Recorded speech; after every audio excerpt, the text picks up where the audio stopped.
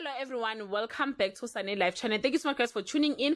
I'm here to update you of what's going to happen on Isibaya from the 15th to the 28th of March 2021 on Monday. The battle is locked in a dangerous stalemate while things look considerably bad for Melusi. Begumuzi and Sibongile struggle to come to Melusi's aid. Saddam accidentally revealed the truth to Dabula. Jabu and Sbu have to come together to bring peace on Tuesday. Mpihlangene is furious that Jabu intervened and called him weak. Amanda tells Cebsile to stop lying to Fenyang. After a heated conversation or after a heated argument with Fenyang, Amanda pays Phumelele a visit in hospital.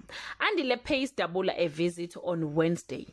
Dabula checks himself out of hospital on a mission. Sbu has to come to his family's defense when the chief comes knocking. Amanda decides to take matters into her own hands. Nolwandle encouraged Fezile to stand on his own on Thursday. Jabu and Mpihlangene are still at odds with each other.